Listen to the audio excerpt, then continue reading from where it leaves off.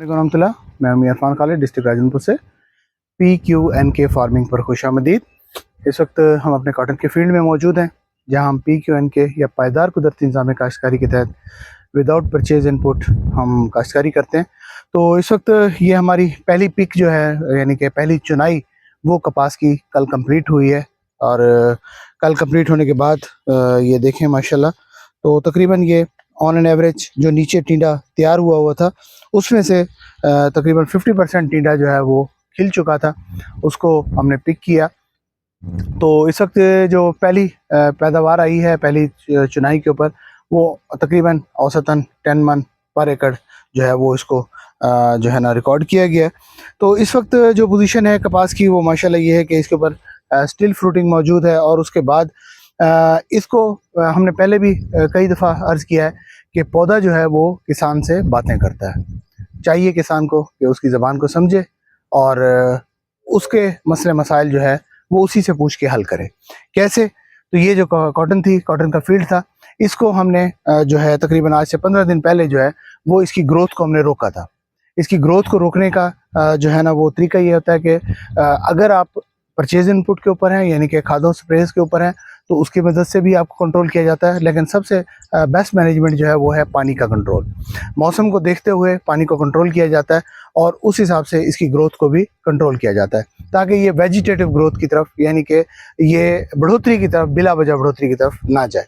तो बिला वजह बढ़ोतरी से इसको रोका गया, ताकि ये जितना फ्रूट बना चुका था उस फ्रूट को ये मैच्योर कर ले और उसके बाद फिर ये अगली नेक्स्ट अपने अगले सफ़र का आगाज़ करें। तो हमने यहाँ तक इसको, इस जगह पे हमने इसको रोका। तो यहाँ तक आप देखें कि इसकी फ्रूटिंग जो है वो देखें माशाल्लाह, ये सारी की सारी फ्रूटिंग मैच्योर हो चुकी है। और उसके बाद इसके बाद यहाँ से और यहाँ तक ये देखें, ये बिल्कुल नई, ये इनके ये शगुफ़े निकाल रहा है और ये नई स्पॉटिंग स्टार्ट कर रहा है। तो ये जनाब 1 फुट जो है ना, 1-1.5 फुट, ये इसके बाद इसकी नई ग्रोथ है। अब ये नई ग्रोथ जो है वो दोबारा से तकरीबन अगले 15 से 20 दिन के अंदर ये मैच्योरिटी की तरफ जाएगी और अगले 15 से 20 दिन के अंदर जितना भी इसके ऊपर टिंडा बकाया बचा हुआ है वो भी खिल जाएगा। तो इस वक्त आज रात जो है ना वो शदीद किस्म की बारिश हुई है, लेकिन इस वक्त मैं अपने फील्ड में मौजूद हूँ। ये देख रहे हैं, मैं फील्ड के अंदर खड़ा हूँ, कहीं भी पानी मौजूद नहीं है, पानी 100% लीच डाउन हो गया। तो ये सबसे बड़ी सक्सेस होती है, सबसे बड़ी कामयाबी होती है PQNK की, कि वो ये है कि जितना भी बारिश हो जाती है, ज़मीन पानी को रिटेन कर लेती है, ज़मीन पानी को जज्ब कर लेती है और उसके बाद ये पानी बवक्त ज़रूरत आपकी क्रॉप के काम आता रहता है। तो इस तरह से पानी की बहुत बड़ी बचत होती है। तो इस वक्त जो कॉटन का फील्ड है अल्हम्दुलिल्लाह साफ़ है, बिल्कुल किसी किस्म का कोई इसके ऊपर परेशानी की बात नहीं है, किसी किस्म का कोई पेस्ट नहीं है, किसी किस्म का कोई इस किस्म का स्ट्रेस जो है ना इसके ऊपर नज़र नहीं आ रहा। जबकि इसके साथ जितनी भी रिवायती काश्त की कपास हैं, उनके ऊपर आज से 15 से 20 दिन पहले स्प्रे स्टार्ट हो चुके हैं। तो उसके ऊपर सकिंग का स्प्रे स्टार्ट हो चुका है, लेकिन इस वक्त अल्हम्दुलिल्लाह इसके ऊपर सकिंग का बिल्कुल कहीं अटैक नहीं है। और ज़रा करीब से दिखाएं तो ये पौधा जो है ना बिल्कुल बैक साइड से बिल्कुल साफ़ सुथरा है। देखिए, कहीं भी कोई प्रॉब्लम जो है ना इसको नज़र नहीं आ रही। ये नया पत्ता जो है वो बिल्कुल साफ़ सुथरा है। तो सकिंग का जो अटैक है, वो वैसे सकिंग जो होती है वो अमूमन तौर पे उड़ने वाला जो है ना वो पेस्ट होता है। तो वो किसी भी फील्ड से उड़ के हमारी फील्ड में आ सकता है, कोई बड़ी बात नहीं है।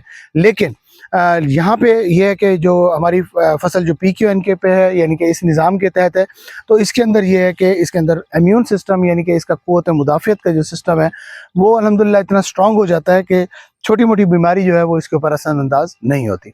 अगर कोई बड़ा प्रेशर आ जाता है तो तब हम वक्त के मुताबिक कोई डिसीजन कर लेते हैं।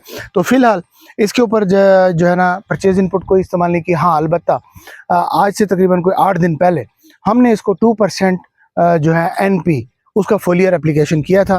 तो 2% NP से मुराद ये होता है कि नाइट्रोफॉस जो होता है उसको 2% के हिसाब से डिल्यूट करें, यानी कि करने के बाद उसको 100 लीटर पानी के अंदर मिक्स करने के बाद इसके ऊपर फोलियर करें, स्प्रे करें।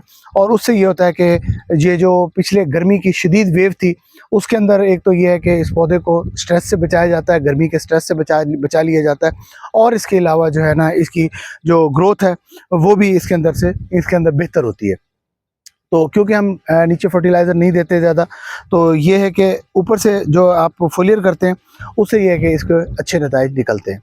और इसके अलावा अगर टेम्परेचर जो है 50 क्रॉस कर जाता है, बसा औकात हमारा भी कर जाता है, तो उस सूरत में अगर फसल को बहुत ज़्यादा फसल जो है ना दबाव का शिकार हो, स्ट्रेस हो, तो उस सूरत में हम इसको एथेनॉल का स्प्रे करते हैं। तो एथेनॉल जो है ना वो ऐसी चीज़ है जिससे जो है इसका टेम्परेचर भी मेंटेन होता है। इसके अलावा उसकी ख़ास बात ये होती है एथेनॉल की, वो ये कि इस पौधे के ऊपर एक लेयर जो है ना वो लगा देता है। वो लेयर जो होती है वो वाटरप्रूफ लेयर होती है, और उसका फ़ायदा ये होता है कि जो वेपोरेशन हो रही होती है, यानी कि बुखारात बन के पानी उड़ रहा होता है पत्ते से, तो उसकी वजह से पत्ता जो है वेल्ट हो रहा होता है, यानी कि सिकुड़ रहा होता है, मुड़ रहा होता है। तो ये उससे उसको बचाता है, पौधे को वेल्टिंग पोजीशन से बचाता है, और जो पानी की जो वेपोरेशन होती है, यानी कि बुखारात बन के उड़ने का जो अमल है, उसको वो रोकता है। तो ये आप जिस वक्त शदीद गर्मी और शदीद सर्दी के अंदर हम उसके ऊपर एथेनॉल का इसके ऊपर स्प्रे करते हैं। किसी भी क्रॉप के ऊपर कर सकते हैं, कोई इशू नहीं है, कोई उसका साइड इफ़ेक्ट नहीं है। वो जो है ना सर्दी से, शदीद सर्दी यानी कि कोहरे से भी आपको फसल को बचाता है, और शदीद गर्मी जो हीट वेव होती है, जब टेम्परेचर आपका जो है ना 48 या 50 क्रॉस कर जाता है और फील आपको 55 हो रहा होता है, उस सूरत में फसल जो है ना उसको स्ट्रेस से बचाता है। तो इस वक्त अभी फ़िलहाल इतनी ज़्यादा इसको ज़रूरत नहीं पड़ी कि हम इसको एथेनॉल करें। हाँ, इसको एनपी के जो है ना वो हमने इसको एक फोलियर किया है। ओवरऑल पोजीशन अल्हम्दुलिल्लाह तसल्ली बख्श है। पहली पिक कंप्लीट हो चुकी है, और अगली पिक जो है ना वो इंशाल्लाह 1 हफ़्ते या 10 दिन के अंदर इसकी तैयार होगी। और पहली पिक से भी पहले हमने इसके अंदर जो काम किया था वो ये है कि मैंने पहले भी पिछली वीडियोज़ में आपको बताया कि किसान को चाहिए कि अपना सीड खुद तैयार करे, अपनी फसल का सीड खुद तैयार करे, और उसका तरीक़ाकार हमने पिछली वीडियोज़ में भी समझा दिया था कि किसान किस तरह से टैगिंग करे, किस तरह इसको सीड को तैयार करे। फिर भी अगर कोई चीज़ पूछना चाहते हैं तो आप कमेंट्स में पूछ सकते हैं। तो हमने अल्हम्दुलिल्लाह इसका सीड जो है वो अर्ली सीड जो है ना वो तैयार कर लिया है, और उसके बाद नेक्स्ट ईयर के लिए हम अपनी यानी कि वो जो है ना प्लानिंग कर चुके हैं कि किस तरह से हमने इस क्रॉप को अगले साल किस तरह वो करना है, कंटिन्यू करना है। तो इंशाल्लाह हमारे साथ रहिएगा, साथ साथ हम इसको अपडेट करते रहेंगे आपको गाए बगाए। और एक और इम्पॉर्टेंट बात वो ये कि हमने पहले भी अर्ज़ किया कई दफ़ा कि जो अखराजात हैं वो फार्मर के किसी हद तक कंट्रोल में है, लेकिन आमदन उसके कंट्रोल में नहीं है। जिस वक्त काटन का आगाज़ हुआ, ये सीज़न स्टार्ट हुआ, उस वक्त काटन का जो पहला रेट था वो 10,500 रुपया पर 40 kg, 10,500 रुपया फ़ी मन इसका रेट था। लेकिन सिर्फ 15 से 20 दिन के अंदर अंदर ये रेट डाउन होके आज 7,000 रुपये के ऊपर आ चुका है। आज हमने जो इसका यानी कि सौदा किया है वो 7,000 या 7100 रुपये के ऊपर इसका सौदा किया है।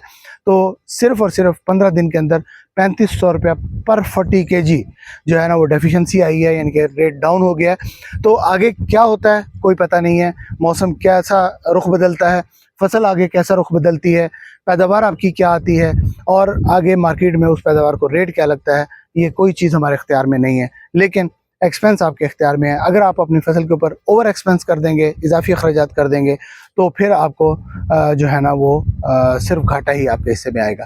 तो कोशिश करें अपने अखराजात को मेंटेन करके चलें, और इस टेक्नोलॉजी के ऊपर इसको सीखें, इसके ऊपर आने की कोशिश करें, और इसके फ़वाइद से, इसके जो बेनिफिट्स हैं उसको आप हासिल करें। और हमारे इस हवाले से किसी किस्म का कोई आपका क्वेश्चन हो, कोई सवाल हो, तो आप कमेंट्स में हमसे पूछ सकते हैं। बहुत शुक्रिया। मैं इरफान, डिस्ट्रिक्ट राजौरी।